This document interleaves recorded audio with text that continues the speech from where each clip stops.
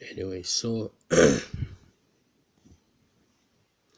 no, I don't talk to myself. Uh, my my view on the European Union and Brexit, uh, as I predicted, but after it happened, what exactly does it show the world? Now, one of the biggest fears is that it will be about nationalism, where with the refugee crisis, some countries don't want to accept an influx in their country. Mainly, and this is supposed to be obvious because um, they can't really sustain them, or they have to start training them for some sort of work, and it seems like the war in Syria won't end. So how long will they have these people? Um, this is the question lingering uh, with a lot of people, and the reason is actually quite simple. As much as a lot of people have heard about World War II, seen movies about World War II, read about World War II, a lot of people weren't there.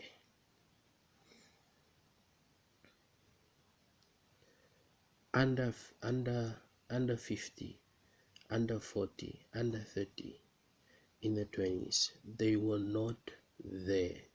They can't recall the patriotism that it took to go to war in World War II, nor have they seen the disaster and the destruction of human potential in such a big scale war. So when the European experiment started, it was based on unity, so that they don't have to dispute over things like immigration and um, within the European borders that are part of the European um, that are part of the Europeans organization, the EU. Um, but this also sort of puts another, it flips the coin. It flips the coin to that they did it for those purposes, to maintain peace, to try and illustrate how peaceful they are, that it's a good idea to invest in Europe, and that Europe is thriving stronger together, as someone said. But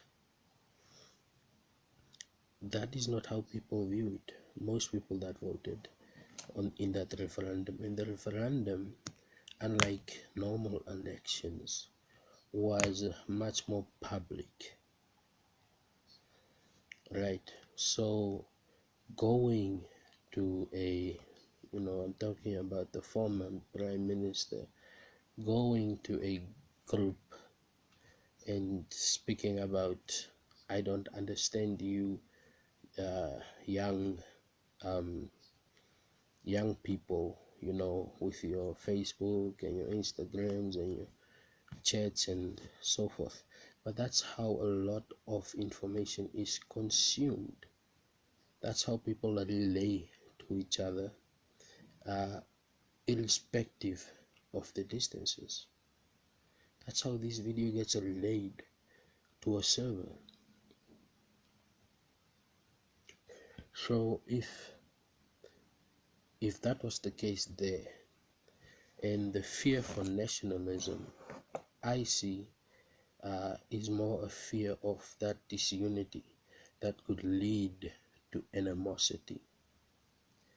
And we're talking about people who were affected by World War II, to some degree.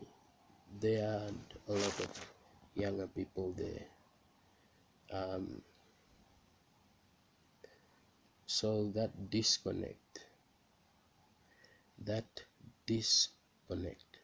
is valuable, because irrespective of age, and I always say age is just a number. It's how you feel. Do you feel old?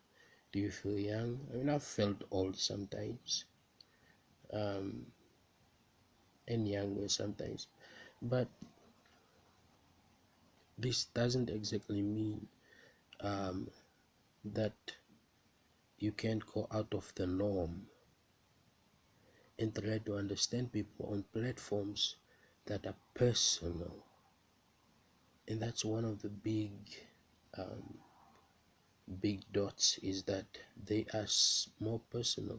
It's someone's wall, it's someone's feed, and so forth. So if that's the case, then the whole talk of how disruptive social media has become and so forth, that talk is actually screaming at one of those old old computers, the ones that would take up like a small block, and you'd have the little terminal at the end, or comparing, the lunar message I mean mission, which the technology they used, I mean my phone has more processing power, and that's a fact. So it was mostly mechanical, but now there are newer solutions. With newer solutions come new threats, and these new threats are what are not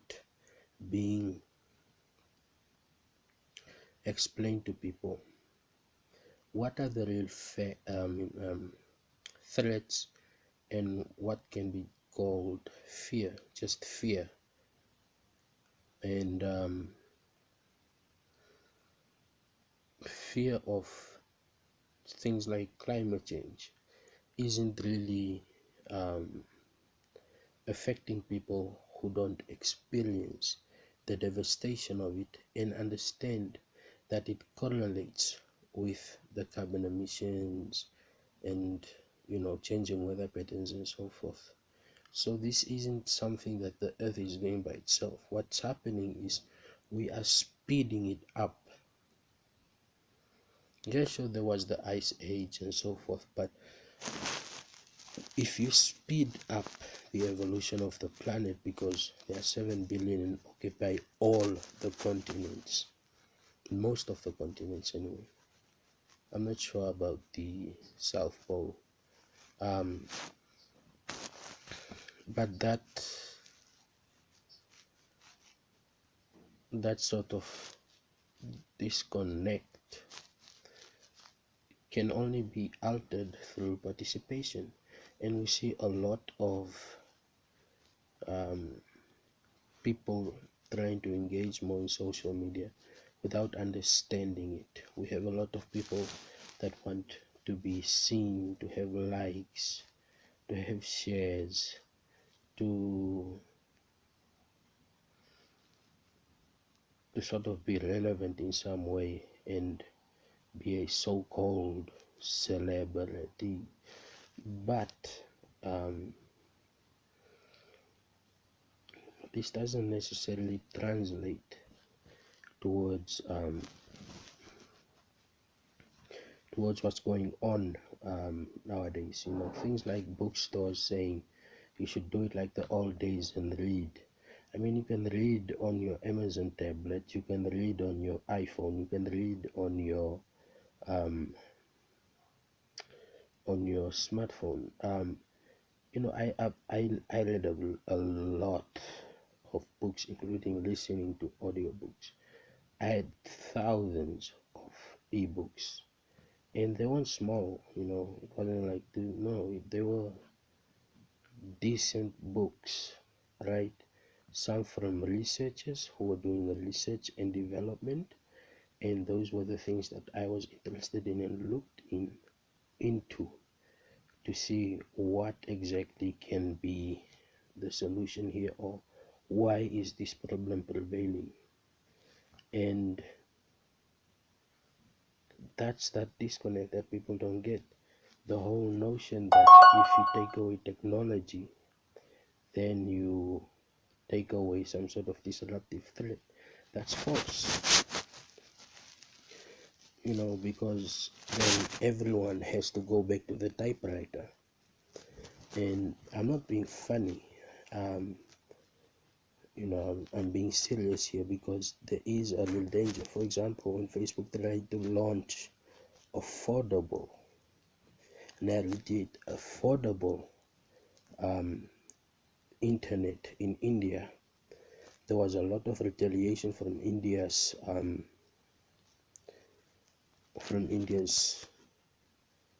local networks. As a matter of fact, some paid a courtesy call and you know showed that shade solidarity. Um, but that doesn't change the fact, and especially since mobile phones are used for more than just calling and texting. You have your bank on your phone too, if your bank allows it. Um, you have access to your customers, direct customers. Um, but the thing is, the analytics are usually wrong and shouldn't be, you know, paid attention to so much as the message being conveyed. The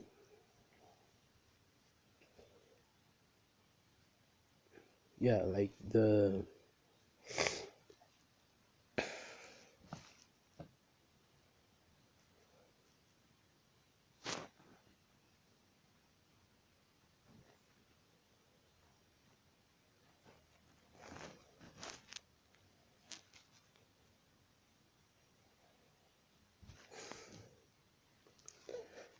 anyway. So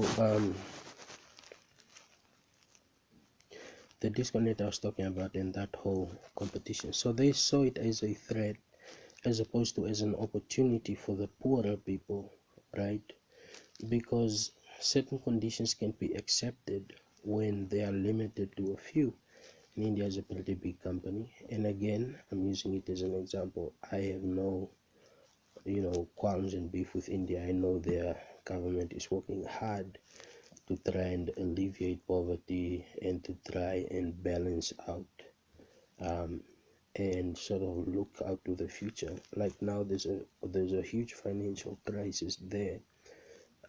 Funny enough, it's about people having too much money,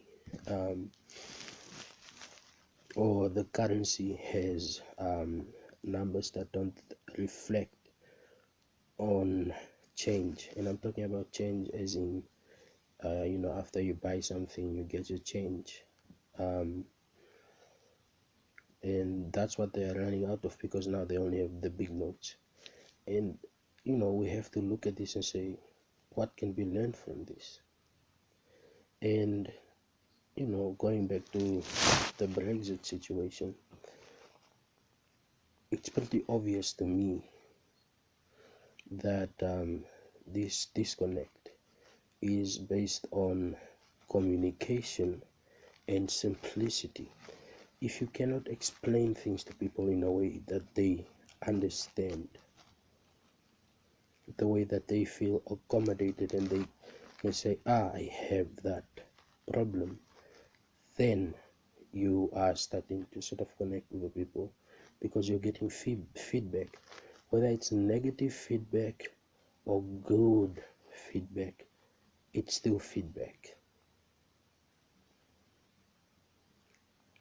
So when you get the feedback, you autocorrect, you react, you don't bow down or bow out. Then there isn't much purpose there, right? So I see the whole nationalization as a phase in certain people's lives, because I understand, when they say it was better in the old days, they're talking about the population was smaller, there were more opportunities, especially for for laborers who do things with their hands. um, Intellectuals and so forth did not have to experts didn't have to scramble to something else to sort of make extra money on the side, because it doesn't pay that well or that good to be a scientist. And then there's also funding.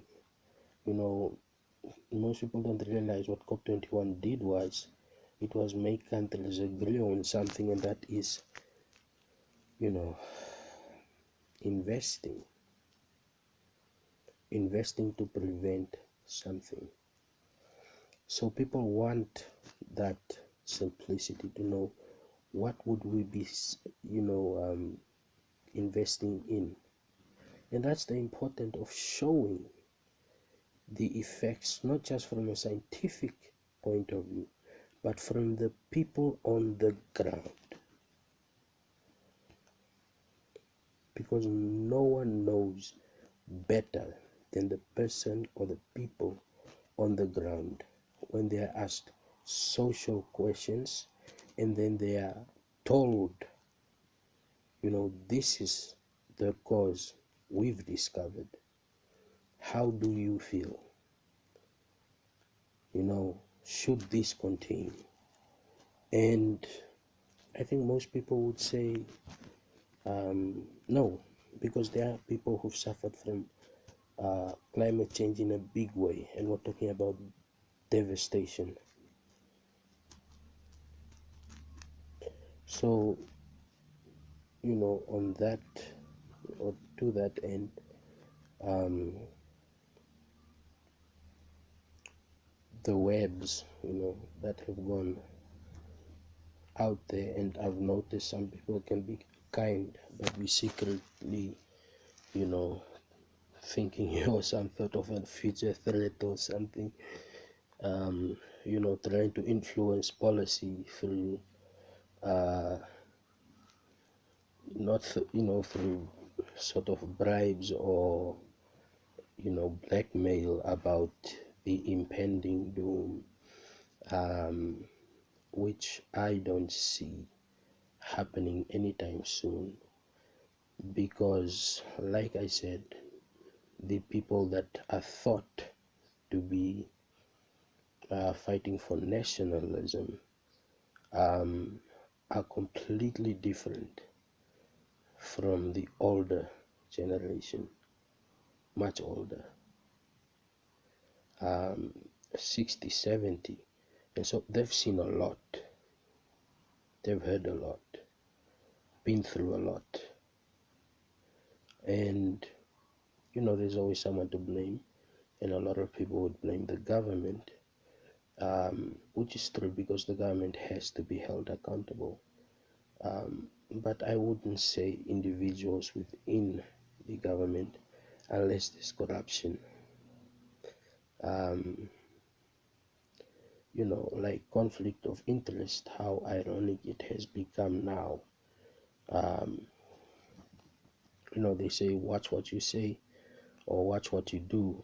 Um, and now we have, you know, conflict of interest. There's this um, big cloud hanging over a lot of things, which may impair people from trusting the government. Um, I don't believe government is an establishment, because conspiracy theories aren't necessarily true. That's fake news. It's negative news, and there are people who are paid, and there are people who find satisfaction in saying negative things, making you feel bad, literally on purpose. And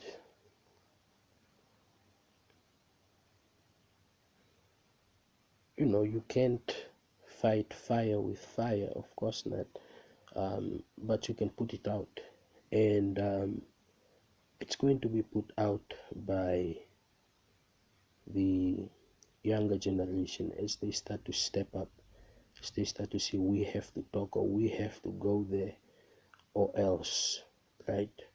Because there is this huge debt being left behind for the world in many countries that the future has to take off. And unemployment isn't rated right. It's not really rated on um, inflation. It's not really, there is no real security factor to it. So, you get people that are cautious, and some people that have the knack for it would seize it as an opportunity. And, before policies can be changed, there needs to be an example, there needs to be an illustration, a real plan. And like I was saying with the whole conflict thing, planning, that's where the conflict comes in, and the blaming and the seeking out an individual to blame. That person is responsible for all this weather, for this hot weather, or that person, all of that stuff.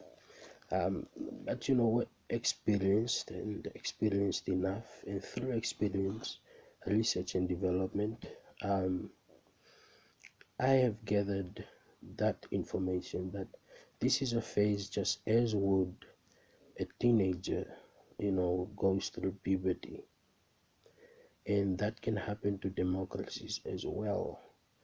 Um, One of the things that people didn't focus on, and what they don't focus on in interviews and so forth, is what about the younger demographic? Well, what I saw was the younger demographic was basically being told, you are lazy, you are entitled, and we are responsible for all of this and what you have, right? And that's, everybody works hard in their own way, and if someone works hard and enjoys it, um, that doesn't necessarily mean they don't appreciate the work they are doing. So those ties are linked, and nationalism won't really go, because look at Facebook, it's global. They were trying to launch affordable internet in India, right? So how to, that just shows the difference now, the reach, right? The reach within cyberspace, which needs more cybersecurity, of course, um, but that won't exactly happen overnight. So change is change is something that people are adapting to. I've noticed they've started to adapt to it and make peace with it. And at the end of the day, um, it's about the future. Um, of course, the present, but you should always have a contingency plan. You should always have plan A, plan B, uh, what you have to do now, and how it will impact, um, civil society, um, afterwards in the years to come. Um, there's no fear, and I'm not trying to, get involved in certain elections or something. Uh, Cute invitation, by the way, La France. But yeah, the The younger generation either needs to be indoctrinated or, be uninformed. And of course, we're not all the same. Um, there are some who live for loving life, and some who live for striving and thriving in life. But at the end of the day, it's almost the same thing.